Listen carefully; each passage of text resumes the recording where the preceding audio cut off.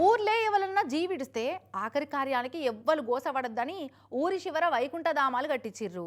పీనిగలను దానం చేసేదందుకు, దానమైనాక తాణాలు చేసేదందుకు, బట్టలు మార్చుకోనికి రూములు, పిండం పెట్టి పిట్టకు పెట్టేందుకు సౌలతులు చేసిర్రు.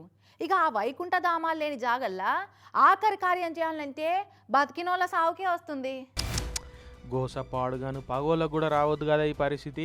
ఆయువు తీరినాక కూడా ఆత్మకు ప్రశాంతత లేకుండా పోయింది కదా. ఈ వీళ్ళ గోస చూస్తుంటే కలుక్కుమనిపించవచ్చింది.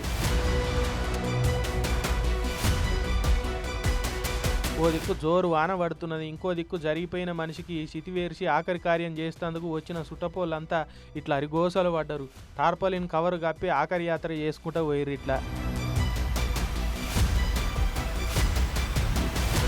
ముసురువాన కొడుతుంటే ముద్ద ముద్ద తడిసిపోయి గజగజ వనుక్కుంటా శవాన్ని ఊరవతలకి తీసుకపోయారు. ఇట్లా తడిసిన కట్టెలతోటే చితివేర్చిరు. నిర్మల్ జిల్లా తానూరు మండలం జరిబి అనే ఊరిలో అయింది ముచ్చట. ఈ ఊరిలో ఎవరన్నా జరిగిపోతే ఆఖరి కార్యం చేసేందుకు శ్మశానమే లేదట. ఇట్లా వానాకాలం ఎవరన్నా జీవిడిస్తే వాళ్ళకు ఆఖరి కార్యం చేయాలంటే బతుకున్నోళ్ళ సావుకొస్తున్నదని బాధపడుతున్నారు. మా ఊరిలో శ్మశానం సౌలత్ చేస్తే ఆఖరి కార్యాన్ని చూసుకొనైనా ఆత్మ నిమ్మల పడుతుందని అంటున్నారు ఊరోళ్ళు. పాపం.